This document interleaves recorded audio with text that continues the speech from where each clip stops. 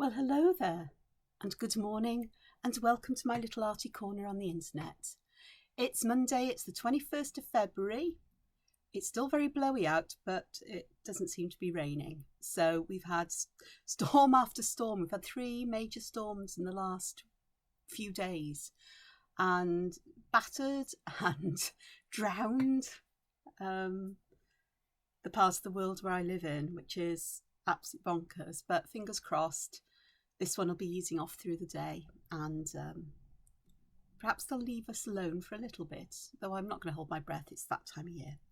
So thank you ever so much for everybody who has watched and liked, or just watched, and definitely has left a lovely comment about my video from yesterday, which was the weird robots one. Yeah, I don't do weird, I do cute and cuddly, it seems. That is my modus operandi. So I'm so glad you enjoyed it. And while I'm talking about thank yous, thank you everybody who's liked, subscribed, commented to any of my videos, or subscribed to my channel in particular, of course. And I just want to thank you very much. And if you haven't subscribed, please consider doing so.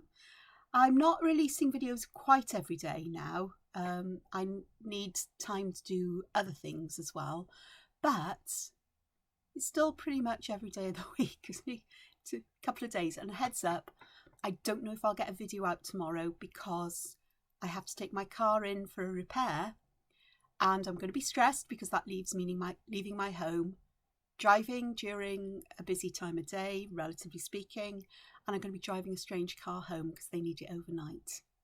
So, and I bet it's going to be a huge thing that I lovingly refer to as a tank, a Mercedes tank. I've asked for the smallest they've got. What's the betting they come out with a bus? Just to spite me. I couldn't drive a bus anyway, but anyway. So Monday is Motif Monday. And what you see in front of you is this. A little while ago, I bought a double pack of Arteza sort of notebooks, sketchbooks. And they're fairly affordable. They're not that expensive. And I thought I'll have a go at these and see what they're like. And while I love my disc-bound journals, I thought keeping fragments and things in an actual bound journal might be a nice thing. So I think I got did I get pink and... I think it's pink and purple. I could be wrong. It could be a different colour and purple. But it's, it's basic. It's got plain paper. The paper feels a lot like dot grid notebook journal paper, but it's white without dots on. Yeah, no dots. And this is A5 in size. So I'm not paid or sponsored or gifted product by Arteza in any kind of way. It's just that I like to try new and different things out, and books are something that I get through a lot of paper and books, as you can imagine. So let's have a look and see what we're going to do today. So I've got 2 motifs that I'm going to quickly do a couple of variations on. One of them is familiar if you've seen my last last Tangle Tuesday. Well, the basis of it is because it's a bit like sand swirl. Now let me zoom in a moment. Just see my arm move over. So there you are. You get a closer up view. A closer up view. I can tell my words are going to be vexing me today. So it's this kind of shape, which is kind of like a pea, a very rounded pea. And then with sand swirl, you just go around the outside and under, and where it meets that original stem, you stop. It's nice and easy. You can leave it like that. You can add auras to it. So, and you can use this, or I use this sometimes as an individual motif, or like a filler pattern almost. So rather than a focal point. So I guess today isn't, they're not focal point motifs, but they are motifs you can use throughout a pattern, sprinkled around to bring things together.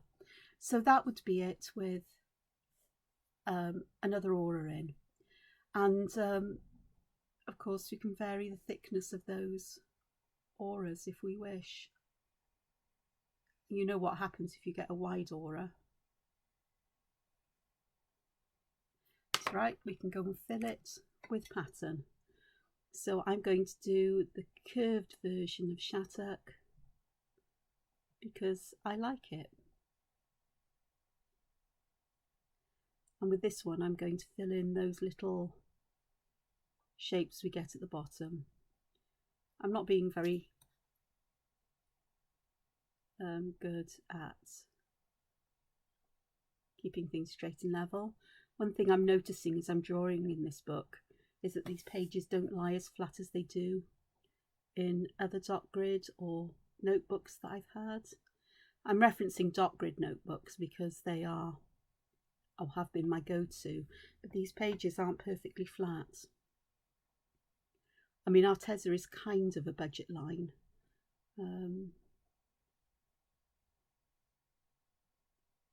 But this could be considered a bit of a pain. But I do know that if I had bothered to try to find some bulldog clips or clips, I most probably could get these to lay a bit flatter and be held down. But then I've got the problem of getting, keeping them out of the way.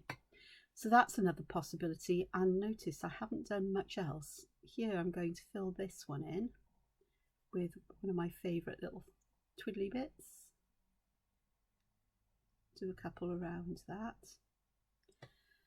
So that's another alternative. Okay, so that's one way of using this shape, is to start underneath here. I vary where I start, but start here against this line and go round.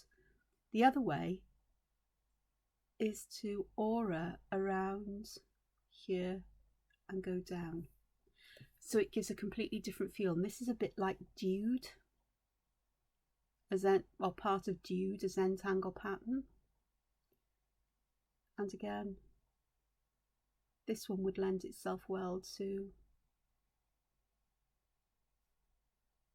having auras of different thicknesses. So I'll just pop that one in, find my other pen very quickly, and let's just pop in some pattern. Let's do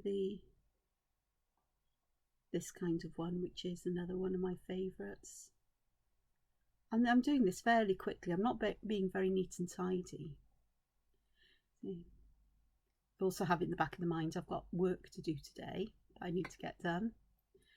And I've got a catch up with somebody about something important this afternoon. I don't know why my life has suddenly got busy, or busier. Good thing, but a pain if you want to spend time doing things. So that one works quite nicely. Okay, so we've got those as variations. Okay, what about if we vary the shape?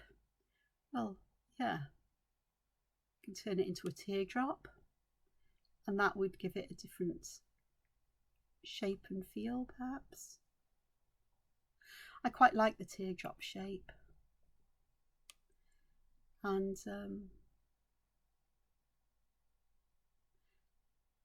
doing the complete around aura, I call this a partial aura.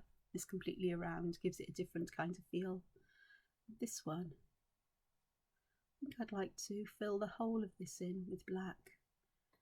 And I think I like that about these. You know, I've got a bit of a love for these seed type things. And we could do this as a semicircle on the top as well. So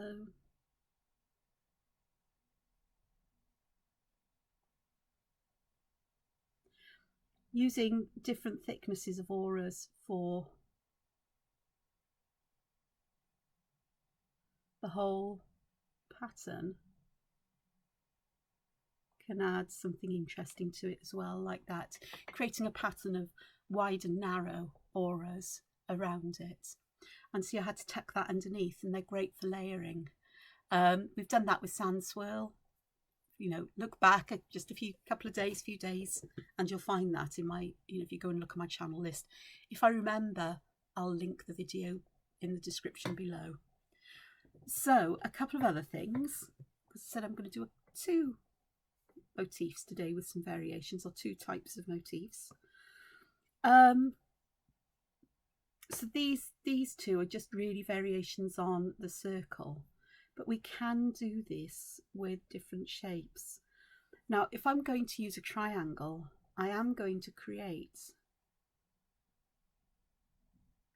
a triangular shaped stem. So I'm going to bend that stem to create a triangle, start to come round as if I'm drawing another triangle, and then create that little triangle on the end. The other way is to start with that triangle on the end and then draw the rest of it. But we draw these in exactly the same way as we've done the others. So if we're going to start against the stem underneath this, because we straighten the stem out, this will be underneath. We have this at the top. And then we go around, up, down. So that gives it a different kind of shape, a different kind of feel. It's a lot more geometric in nature, and I like that. To aura all the way round, you have to think about leaving enough space here. You need this line just that little bit longer perhaps, or this angle not quite as sharp. So I am going to start here, down, around, up, and down, and so that gives something a little bit different. Don't think you're going, you may not get to be able to go all the way up that little bit, but you can certainly make that shape. So that's quite interesting and fun. And again, I say again a lot and again, and of course you can vary the widths of the auras and create patterns with wide and narrow with either of these. And there's nothing to say that we can't put that triangle on the end of quite a sort of like still bent, but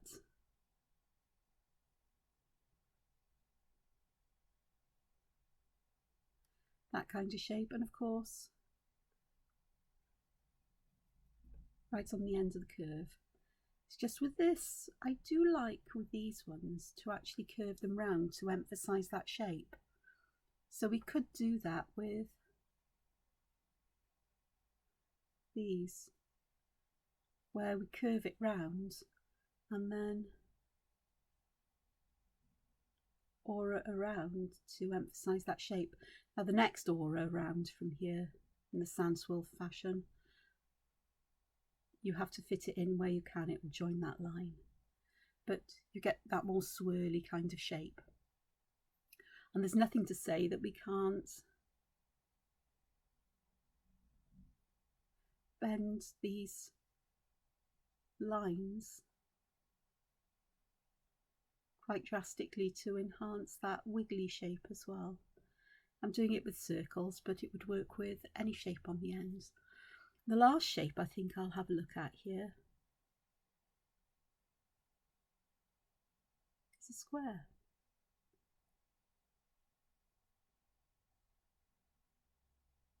So just with one aura, that adds an interest, and I'm doing this in sand swirl fashion,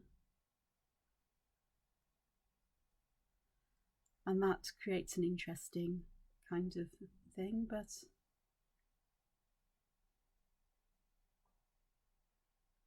if I do it with the complete aura around, it will work just as nicely. But again, it has a different kind of feel to it. We haven't got this overlapping of lines going on inside.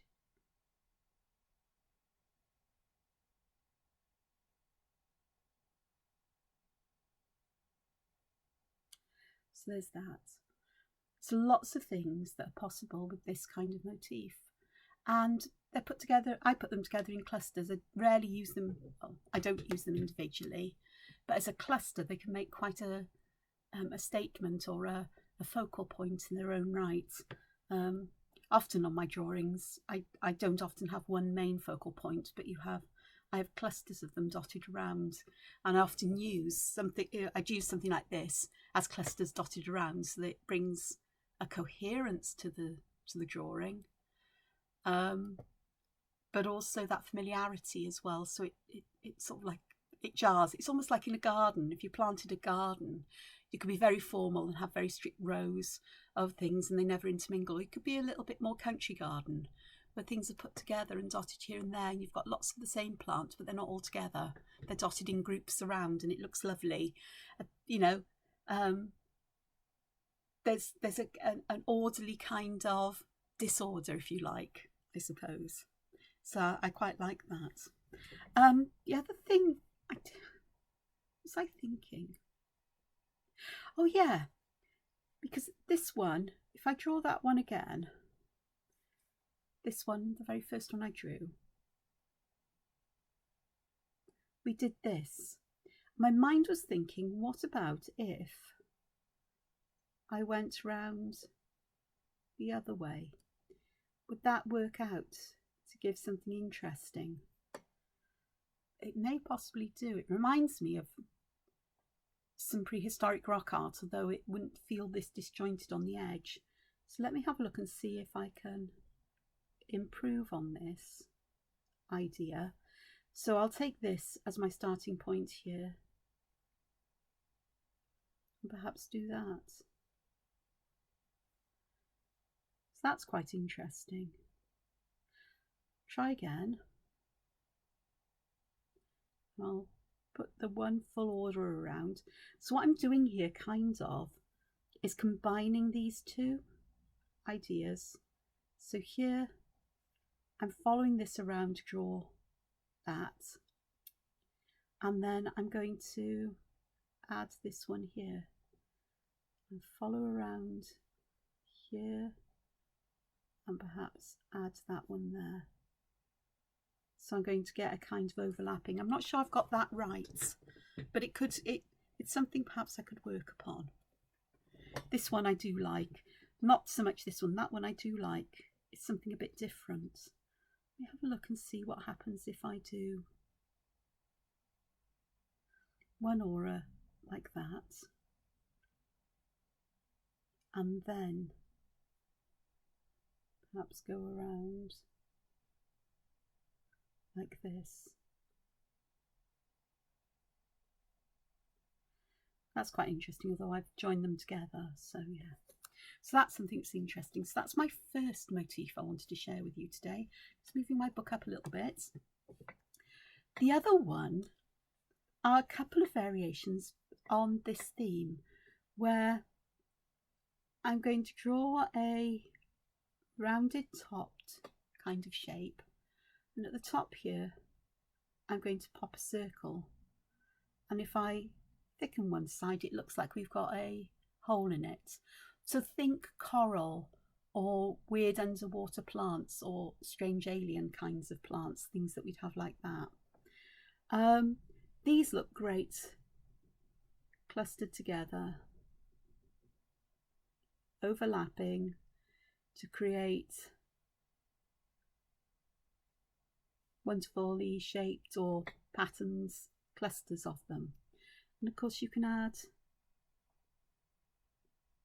sort of like bands to them. This is fun if you stagger these bands because it will help to separate out one pipe from another when you get, I will call them pipes because they look a bit like a weird pipe. When you've got them close together it helps to give that kind of feeling of stepness, that structure, that contrast that's needed. And there's nothing to stop us putting an extra one in as well. It depends what you feel like. I would stagger them so that they're not following straight on. It helps to separate them and give some definition perhaps to a pattern that otherwise could be there. But there are other things we can do with these. Of course, you make them any width you like, and instead of putting, let me just move that over there because my arm will be going all over the place. We could put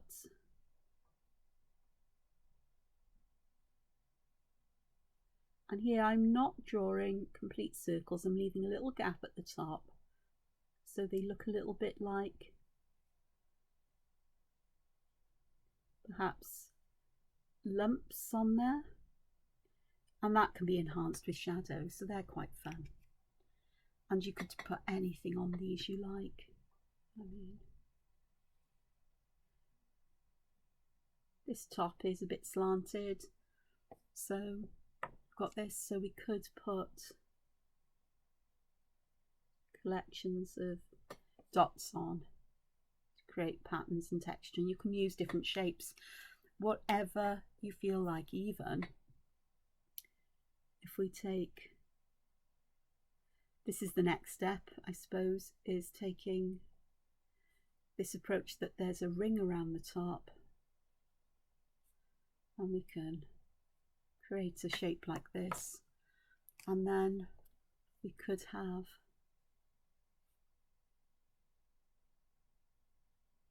stripes coming down. I find I tend to bend the top of these in that little bit, so it gives a feeling that we're still rounding down, as it were. We've still got that curved nature there.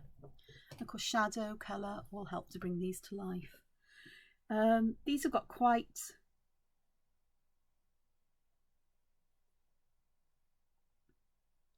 flat tops, but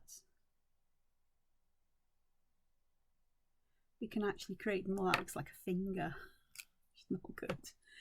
I'm going to pop that kind of shape in, and again I'm just going to pop that in.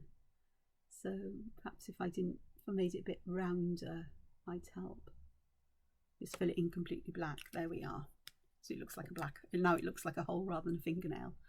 So there are shapes, and bending them is also quite fun, like that. So that's one way of changing these. These are basically the same kind of shape, but we can actually alter these shapes as well. So I'm going to start by drawing the top here, and I'm going to put, it's essentially just a black line down the middle, and create it in a horn kind of shape. And do the same and put that black centre, and then we can join them together. And you can build on that and create a crazy kind of corally kind of stuff. So the shapes can be that kind of shape, or they can be that kind of shape, depending on how you want to fill them in, the direction you want them to go. So they're quite fun. And I'm going to add a series of stripes at the top. Notice I'm trying not to turn my paper around for you, so my drawings are going to be pretty sketchy. With these, I'm going to do something a bit different. So with this one, I've put this kind of shape on there, and on this one, I think I may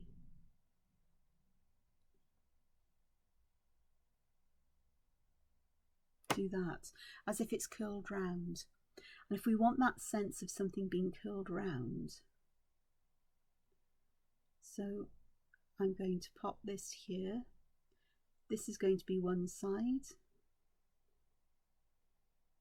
this is going to be the other, and we want this to curl around. Now it's not very good. Let's try again. Let's create that shape, and I want this one to be in front of this one. That's better. And then we can pop that in there. So that gives it that feeling that we've got this curling in front of the other.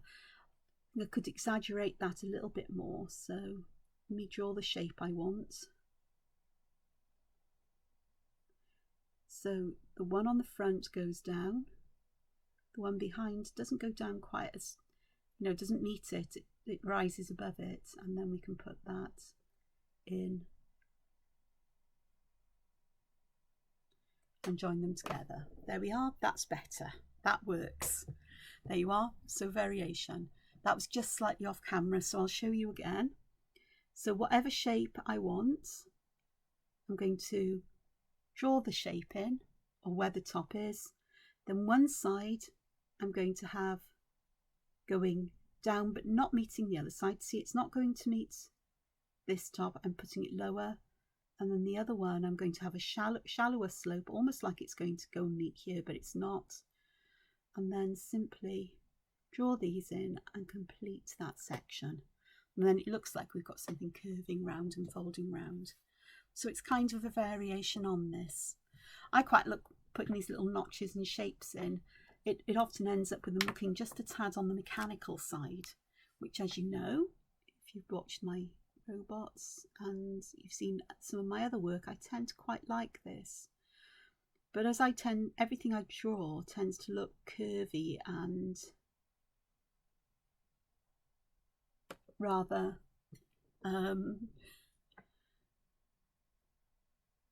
cute and cuddly, then I don't really get that real, masculine, or masculine's the wrong word, that real sense of, strong geometric structure and so on. Everything's all a bit wibbly wobbly, but that's my style. So few little dots representing rivets give the idea that we've got metal there. Okay, so we've got those. Okay, another simple one with these shapes, can make them quite wide, and just with these lines is to have them getting a little bit wider from the edge and join that way. And that helps with the feeling of volume, of curvature there. And the bottom I've curved round. You may never see the bottom in a drawing because these tend to get tucked in behind things or start at the base and they look like they're growing out, from outside the frame when I draw them. But what is fun to do with these is if we give them a little bit of a randomist shape. So I'll draw the sides in. Wherever there's one of these, we draw the lines in here to give it that feeling of volume and structure. I'll draw one again, and this time make it really random. Top I could do random as well, I haven't this time, forgot. But you draw down the outside, from the outside of these points, and then yeah, that'll be fine. I sometimes just add a little bit of weighting in the corner there just to emphasize that, so we get something that looks very, very structured. Almost looks like the flat top of a strange kind of mountain or terrain, some raised terrain. But I'm going to put a hole in the middle of it so it looks like something that might be cut across a stem of something or whatever. So those are quite fun. So I enjoy doing these. I've got some space left on this paper. So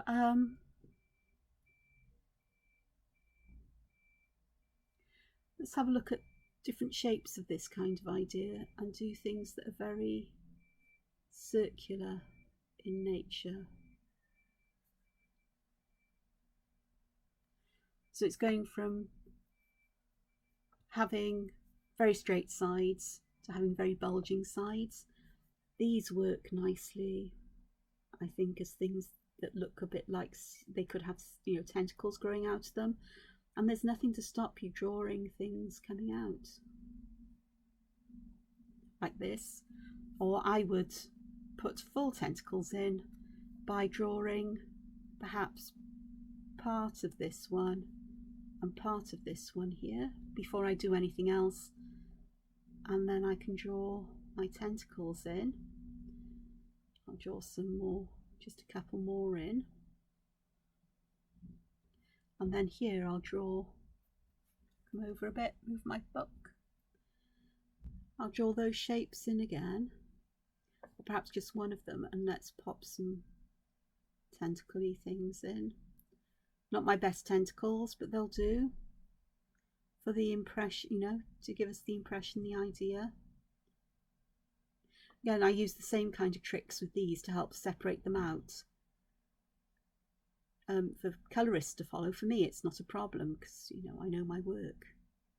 But by putting these lines in, it helps to identify which is which almost and separate them out. This then I complete the curve round to the side. So with these I would go around here and around here to complete that curve. And I would also just colour them in black so it looks like there's a hole there, and then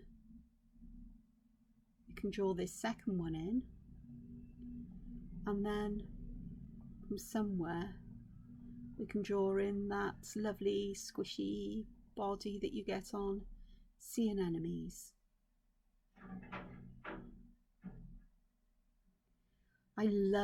I've always loved sea anemones. Going to the seaside, the beach, the coast near us, there are lots of rock pools with these in. I was absolutely fascinated with them as a child, as I was a lot of things to do with sea and creatures. Not crabs. I've never picked a crab up in my life, and I wouldn't. And I don't pick animals up generally unless they're pets. Well, unless they're pets. Quite happy to leave them where they are. And they're doing their own thing, I'm doing my own. It's not that I'm scared. I'm scared of hurting them by touching them or picking them up or being too strong, you know. They don't scare me, except snakes and spiders and things like that. I don't like creepy crawlies. Never hurt them. As long as they're leaving me alone, I'm happy for them to be where they are. They serve a function in life. Even wasps, I'm sure, have got a function. So that's another one. And of course, if we can do that with this, we can do this with any of them. So it's drawing this kind of very narrow C shape, putting in whatever it is you want to grow out of it. So I'm going to pop shapes like this on. I'm going to put little dots on the end. I'm going to close that shape like so, but I'm also going to have to close it behind these because there's gaps between them. And then I can draw in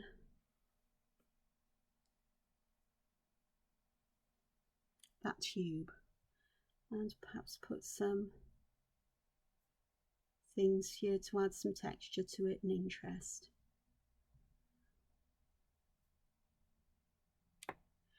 It's these little bits of interest that you either love as a colourist because you love detail, or you find the detail difficult to go with and you hate it.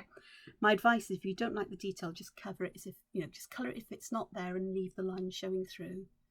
You know, this could be colours in a gradient from one colour to another, and these then could just shine there. You could use gel pen or something to add gold or fill them in with black later. It's whatever you'd like to do. Just need to put a couple there. So even with this kind of random shape, sometimes it's best to start in the middle.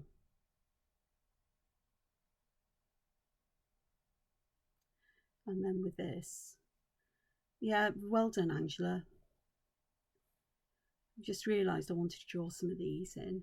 So again, it's the case of putting that central hole in, drawing what you want growing out of it.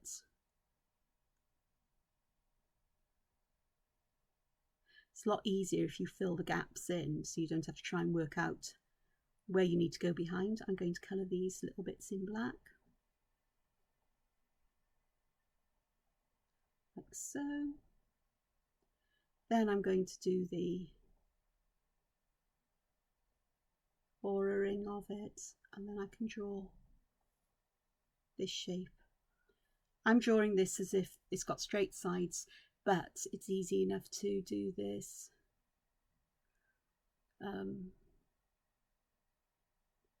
as if it hasn't. So if I can curve these shapes in. That's the shape I haven't done over there, isn't it? Just consider the same kind of thing. So these can curve as well. So if I draw the top, they can curve something like that. You can have them curving this kind of way, this kind of thing. We can have them going wider at the bottom or in a weird kind of shape. Whatever shape you want, you can create one of these kinds of things.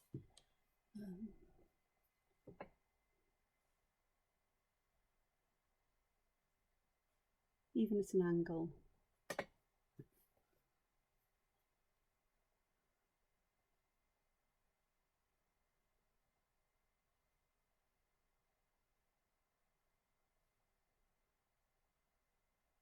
I even like something like that, which is very weird, but it kind of works, doesn't it? Could almost do lots of holes in them when they've got that much space to play with, and then it begins to look a bit mechanical. And I'm fine with mechanically organic things. So there we are. So there's my page of them. Okay, time to have a look at whether this page will cope with some colour. Wet colour, because that's my thing at the moment. But what I'm going to do is I'm going to use a graphite pencil to add shadow. Now with this, I'm not going to use any kind of tortillon. I'm just going to allow this, didn't want to do that one,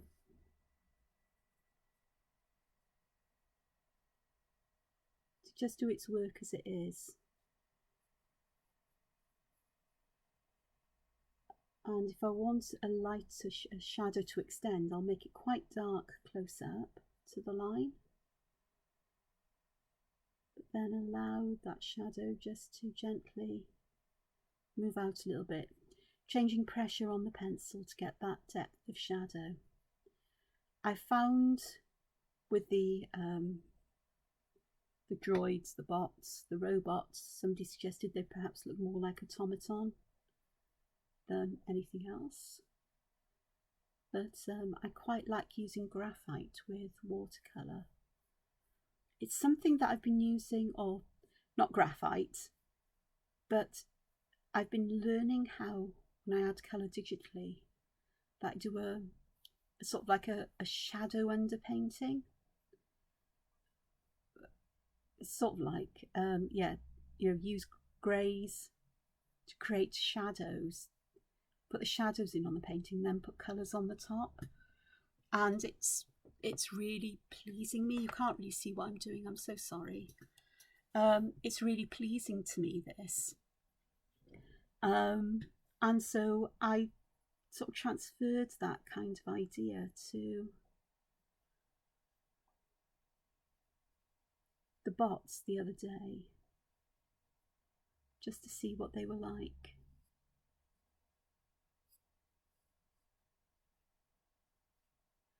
So I'm thinking about where shadows would be with layers and popping them in, and already you can see how much of a difference this makes. Now I'm going to put quite a dark shadow here where these corners are, and use that to emphasize that sense of, well, a bend in there. And the same is true in some of these others. I think I've got the main kind of shadows going on.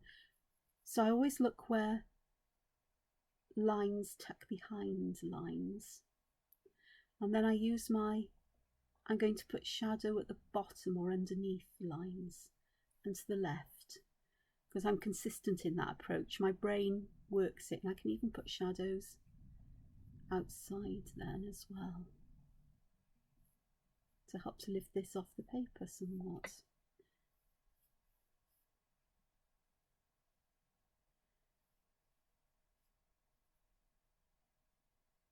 And by either working over and over a space to put more graphite down, or by applying more pressure, I can darken that.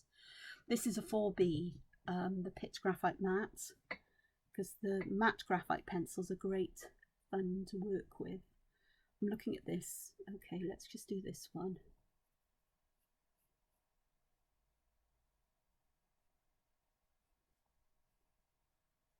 Needs to be some shadow and can do there, I think. Okay, these ones are far more interesting to add shadow to. I'm going to add shadow down to one side. Edges are always a good place to add a bit of shadow. It's almost like you're shining light from your eyes, if you think about it, onto that. And so the bits that are closest to you reflect most light. The bits that are furthest away will be in shadow, so you can add shadow there. So I'm just making the shadow that little bit darker right at the very edge, and then just fading it out a bit. Again, where they overlap, there's going to be quite a bit of shadow, so I've made that shadow there quite dark, and I'm going to extend that shadow quite a bit. Even that little highlight there will have shadow in it. And again, here there'll be some shadow, maybe not as dark as this side.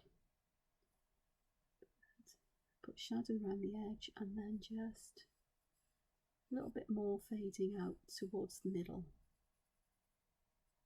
like so. These I'm going to put shadow underneath the bottom of them, so that will make them look a bit more like little blobs, especially if we leave that top bit open and white and make the bottom really dark.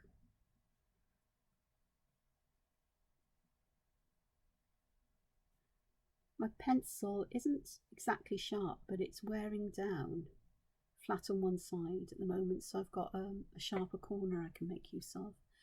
These, I'm going to put the shadows at the top of these little holes, and on these one I'll put them at the bottom, and then you'll be able to see the difference between them, hopefully. But the ones at the bottom make these appear like they bend outwards. The ones in the top here make it appear that we've got a hole inside. Now these can be fun, because I'm going to add shadow.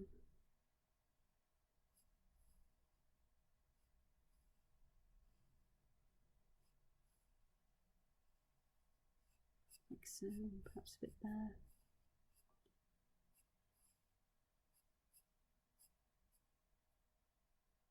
Shadow there, and some shadow around there. Didn't put any other shadow on this one, but I will very quickly. And on this one as well, because there would be more shadow there. And they're already starting to have some structure, volume, dimension to them, whatever you like to say. This one I'm going to use the shadow to put a highlight across the middle of this one. So I'm putting shadow at the top, but here I'm leaving some. Okay, let's have a look. Next. Okay, let me go to these weird shapes here, because this is where there would be a dip going in.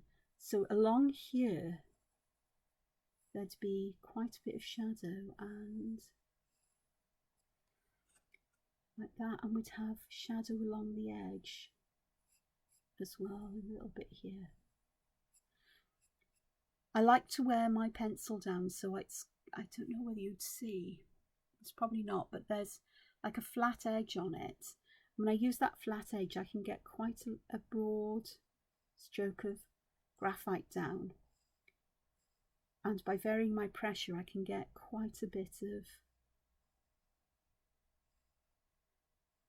graphite down, darkness and depth. I'm using just very light strokes here just to add some shadow. There's going to be a bit more on this side because it's more towards the left.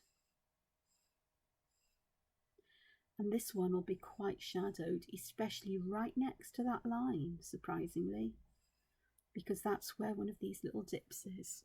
So that's enhancing that feeling of structure there. I won't worry about the top with this one. The same is true for these, even just simply adding shadow here, without worrying about whether you can blend it out with a tortillon or not, which of course you can do.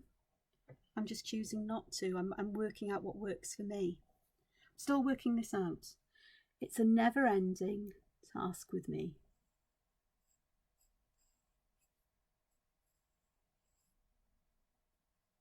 So I'm adding some shadow here to this side, trying to get it nice and dark, that end. Dark here, and just fading out a little bit.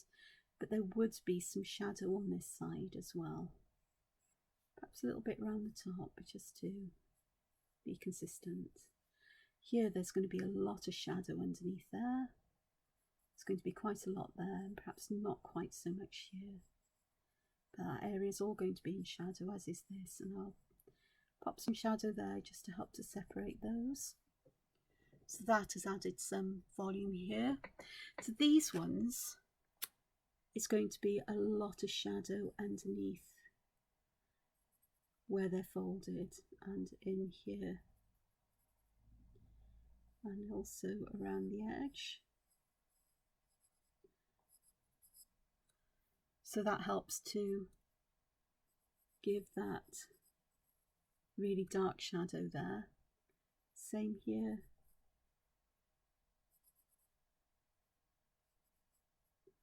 To have shadow where they overlap. Perhaps a little bit more here. And this side as well. And of course there would be in here, because it's further away and behind these. Perhaps leave a little bit of a highlight at the top. Getting the idea? Yeah. Let me just move this. I'm going to need to move this around, so because these ones will, I'm using a flicking motion on these because I want the graphite to fade out, but I'm working with strokes that would mimic the contour lines of this kind of sphere shape, well, squash sphere.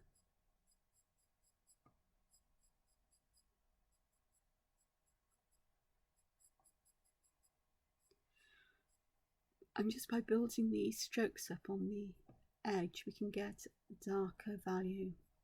Yeah, it takes a little bit of time, but I find this is much more controllable than using a tortillon, which is nothing wrong with that. But this way I can get texture into the surface as well, so that's quite textured. And with these, I'm just going to pop quite a bit of shadow right underneath the bottom of them. But what I'm also going to do is I'm going to pop some shadow underneath on the main part of the sea anemone, so that will help to lift them up.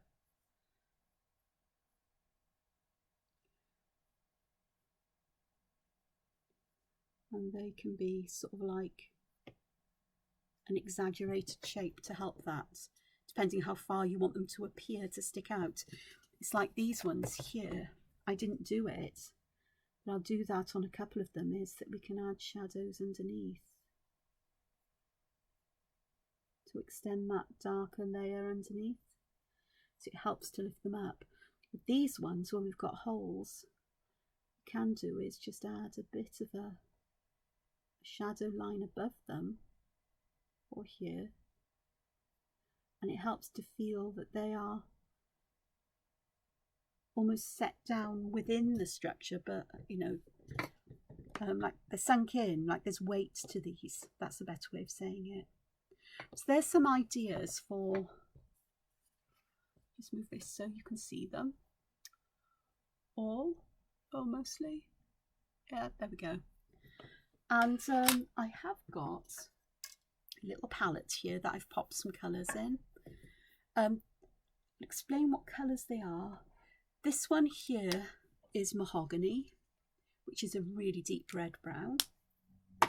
I didn't put any of this one in. This is, I'm going to pop this one next door. This one's burnt sienna, which is a reddy orangey brown, which is really nice. I apologise for the squeakies. This is scarlet, as you can see. Well, you may be able to see, sorry. Some mahogany, burnt sienna, scarlet. This one here is indigo, Hope I've picked up indigo. I have. Doesn't look as dark there as it is when it goes on paper. And next door to that one, I'm going to pop some Prussian blue. It's the Prussian blue I particularly like. The greeny colour here is bronze green. I've got no idea why it's called bronze green, but it is. It's green, but why it's called bronze green, don't know. And then I've got another colour here, which is, this is a bluish green. They're all very bright colours in the Ecoline set. We don't have a lot of colours that are well, dull and so on. That's what the greys and so on are for, is for adding to that. This is gold ochre, and the other colour I want to pop down here, I'm going to start in this new well here. This is sepia. It's a lovely, it looks very brown here, but on paper it turns into a lovely grey brown.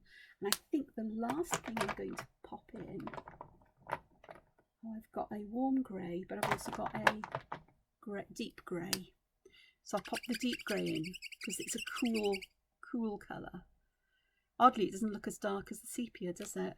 But the sepia will act as a nice warm grey. So if I move these out the way, I'm not likely to chuck them off, take off my desk. I just need a paintbrush. Looking for my favourite. Should have got this out, but anybody who knows me, I'm not exactly the most organised person. Not that one. I'll bring it closer to me, I might be able to see better. I want one that's not too thick and not too... Try that one, but I may have to go to a finer one. I've got a one there. So I've got to bring my water to the other side so I'm not moving back and forth over the camera all the time. I'll pop my palette down next door, and some of these you may see little flecks of gold in because I was adding gold to them. All I'm doing is I'm adding a little bit of water to the coloured ink so I can pick it up. So for this one I'm going to add red to these, and I want to do this to see how the paper that this is made out of reacts with watercolours. Just add a bit more down the side. It's beginning to wrinkle, which isn't unexpected. So I know that you can't put a lot on. Yeah, I can see it beginning to pill. So I'm not going to be able to put a lot of watercolour on here, but perhaps enough. So I added a little bit of the mahogany to the darker side there, and I'd want to do the same on this side. Just a hint of. This is not watercolour paper, it's not meant for watercolour, but I can put a little wash down just to add that kind of colour to it. Okay, I'll take some sepia and add some sepia to the one next door. If I go outside the lines, I'm not going to be worried. It's a sketchbook, for goodness sakes. So you can see that sepia is lovely. It's a lovely cool brown. It actually makes really nice shadows itself. And you might be able to see how badly this paper is pilling. Again, it's not something that is unexpected.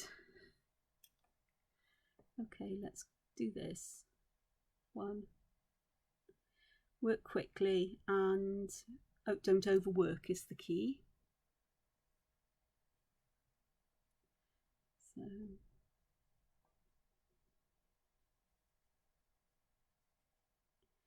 see how it's, little spots are picking this up.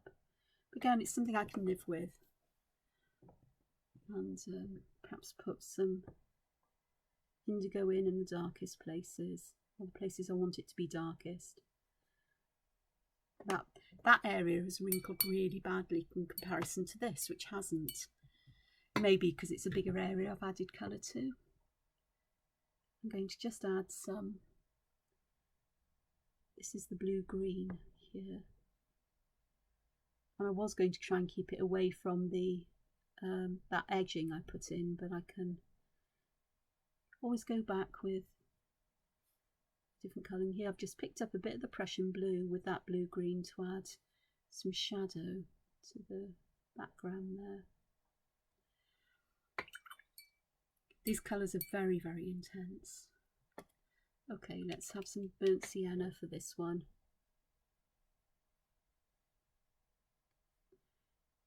I'm just using the same colour, the same patch of burnt sienna, picking up the same colour, and then you can see the difference that under grey makes and how it darkens the colour for me. If I want to lighten an area, I can, though this paper isn't very good at taking the ink, which I said I'm not surprised at, but this is the yellow ochre, and with that I'm going to add just a hint of the sepia on the sides, just to bring some darker tones there. We go for this warm grey, perhaps on, well, not the warm grey, just the dark deep grey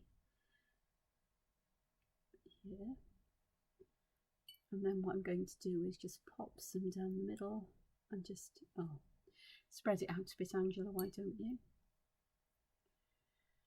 And let's go for some scarlet on this one, perhaps. Maybe with a little bit of the gold ochre to add a variation in colour, so sort of like a gradient here. You can see those lumps and bumps are still there, and so it's going to be possible to add other colours to it. So let's have a look and do a proper bit of a gradient, I suppose. A bit more of a gradient going on here. There. So colour does make all the difference. This is not the best sketchbook to be working in with watercolours, or best notebook, but it's fine for sketching, for getting ideas down, if not for actually, I wouldn't use it for finished work, but as a budget book, I think it works fine. So I hope you've enjoyed this. If you have, give me a thumbs up. And I hope that you'll come back and visit me again. And, oh, wrong way round. Zoom out, that's better. Come back and visit me again and see what is going on. Fingers crossed I'll get a video for tomorrow. I'm not going to promise it. It may be later in the day, Tangle Tuesday, so I'll be looking at a particular Zentangle pattern and variations. But if not, I've already said I've got to get my car to the garage, and I may be totally stressed and unable to focus afterwards. So my video could be more witchery and random and disjointed than usual. So thank you for watching. If you enjoyed it, give it a thumbs up. If you haven't subscribed, please subscribe. If you've already subscribed, thank you very much from the bottom of my heart. Take care, look after yourselves, and I'll see you again soon. Bye for now. Bye.